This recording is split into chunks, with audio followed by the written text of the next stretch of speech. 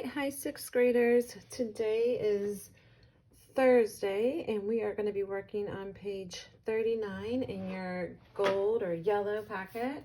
And what we are going to do today is we're going to complete number 2 on page 39 together. And then we're going to ask you to go over and do number 1 on your own, and then you'll check your work. So this is dealing with rates again. And yesterday you thought about rates with the apples on page 37. And we talked about containers on page 38 that we did together. Today we're going to talk about books. And we're still going to be thinking about what's happening between what we put in and what we get out, if we think of these tables as like a function machine. So what do we get out when we put something in? And that's going to be, the rule is going to be what kind of transforms our number. So what is the rule that we are going to be thinking about here for these function tables, for these tables, okay? So our input today is going to be the number of books that we are purchasing, and then we're looking for the rule, and then that's going to get us to our output number. So for number 2, it says, another bookstore offers paperback books at the prices below. Which book has the best buy? So we'll figure out how much these books cost. You'll then jump over and do number 1, and you'll answer that question. All right. So it says, what is the unit price or the price or the cost per one book? So that tells us right away that when we start to fill in our table here, we're going to need to find out the cost of one book. So we'll go ahead and make that our first entry into our table. We'll say that's going to be one book, and we'll want to find out the cost for that book. So the way we're going to do that is we're going to use the information that's being given to us in our other rows. So we have one row is telling us for 4 books, it costs $20. And for 8 books, it costs $40. So we want to start to think about, okay, what is the rule here? So what do I multiply by my 4 by to get to 20? So if I have 4 books and I pay $20, what is the cost for each book? And that's going to be $5, because we know 4 times 5 is 20. And we can check to make sure that our rule is holding as we go down to the 4th row. And we can see 8. And if 8 times 5 gets us our output, which is 40, and it does, then we know this is our rule. Okay, so if it is $5 per book, then if I have 1 book, we can apply our rule that we just found. If we put in 1, we're going to get out $5 for our cost. All right, then we get to choose what we put into our other 2 rows. Just whatever numbers we think will look good on the chart. We can look, or on the graph below, we can look at the x-axis that tells us we have number of books in our x-axis, and it goes up to 10 on this paper. So if you look down at this x-axis, we can see number of books. It stops at number 10. It's not that we couldn't buy more than 10 books. We just know that once we go above that number, our numbers are going to fall off of our graph. So I'm going to go ahead and pick 6 as one number and 10 as another, so that we know it'll all fit on our graph. Okay, so if we know our rule is that we are going to multiply our input number by 5 to get to our output, go ahead and fill in the rest of your chart.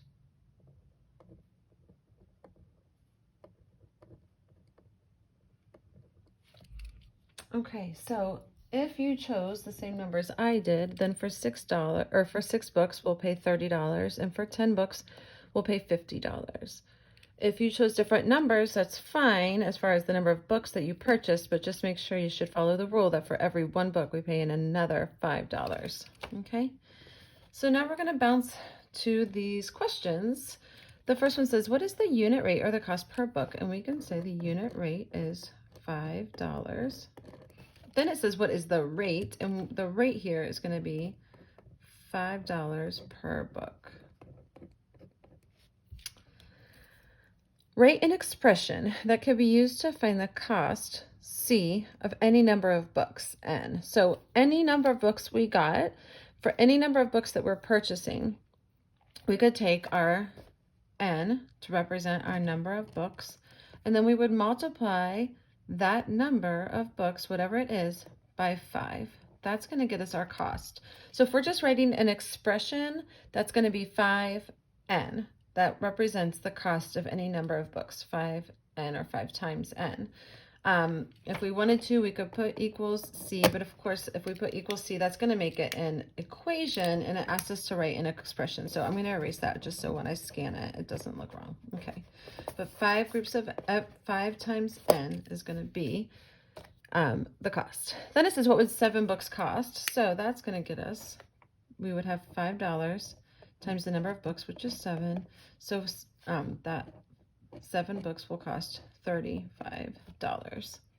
Then it says, write an expression that could be used to find the number of books n at a given cost. So we can even go back to what we just did. If we know we have $35 and it costs $5 per book, how could we get to that number 7? And this is going to be where we just use that inverse, like what you guys did last week. And we talked some about that yesterday also. So the inverse function of this multiplication, that's going to be our division. And we can do 35 and we can divide it by $5 per book. And we'll know that it is, we would get 7 books.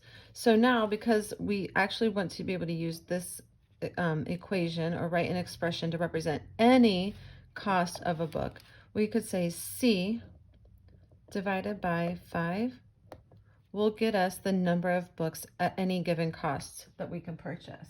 Okay, so this is our generic C divided by 5. We could also write it as C divided by 5 because we know a fraction is just a division problem. Okay, it says how many books could be purchased with $60? So we could do 60 divided by 5, and that's going to get an answer of 12 books. Okay. All right. Now we're going to graph the situation. It says in pen below, I would just say use something that you can differentiate between number 1 and number 2, because we're going to graph both of those situations and then we'll be able to compare them. So whatever works for you, that you can make the choice there. Sorry, I'm trying to make sure you can see it all. Okay, so you can't see our table anymore, but you should have that in front of you at this point for number 2. And I'm going to go ahead and graph the situation. So we see that our x-axis is our number of books, and it's growing every 2 grid lines represents 1 more book. So that just helps us to separate out our data. And then as we go up the y-axis, this is going to represent the cost per book. So we know that between 0 and 4, right in between those 2 is going to be this grid line. That's going to be $2. So every grid line represents a jump of $2. It's not written on there for each one because it would just be too crammed. So at this point, you're just expected to be able to go ahead and fill in those blanks mentally, and you don't need to fill them in for every space. It's just so that we can be able to read our data a little bit more efficiently without crowding it too much. Okay, so our first entry into our table that we created was 1 book at this bookstore cost $5. So I'm going to find right here 1 book. That's my x-axis. And then I'm going to go up and I'm going to find where $5 would be represented. So if I know this is $4 and then this is $6 and this is $8. So I'm going to go 1 book and then right in between 4 and 6, so not even on an actual grid line, but right in between them, 1 book costs $5. Okay. Then we have our next entry in our table was 4 books cost $20. So I'm going to jump over to the 4 books, and then I'm going to go all the way up here and I'm going to find where it says 20, and I'm going to follow that line over, and right where those 2 lines meet, my x, my y axis meet, 4 books, $20. I'm going to put that point there. All right. Then I've got 6 and 30. Go ahead and take some time. If you need to pause it just to make sure that you have time to plot your points on your own, go ahead and do that. I'm just going to plot the rest of mine. At 6 books, it's $30.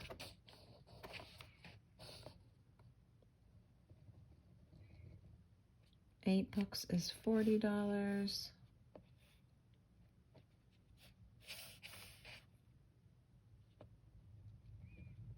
And then 10 books is the last one in my chart, and that's going to be $50. And then you can just take any straight edge you have laying around. I don't have too many these days, at least not where I am right now, but I'm going to just put another piece of paper down on top, and I'm going to make that line because I want to be able to keep it pretty straight so that I can compare it to the other bookstore when I get done with that data. Okay, it doesn't have to be perfect, but it should be pretty close to perfect. If for some reason when you connect those points, this is growing at a set rate, so there should not be any kind of jagged edge going along this line. This should be a straight line going from 0, 0, our point of origin, because for 0 books it's $0. It should go straight up at a straight line. If for any reason you feel like you have to like go over too much and your line isn't going just straight up at a diagonal, most likely what happened was one of your points was misplotted, like you plotted it incorrectly. So just look for whatever point is kind of going outside of that straight line and double check where you put those points. Okay, now what we want you to do is to take a few minutes to answer number 1 independently, and then you're going to graph that situation. It says to use pencil. Of course, you guys can use whatever you want. We don't need to see this work turned into us, but we do want you to check this work and ask questions if you have them. Okay, let us know what we can do to help.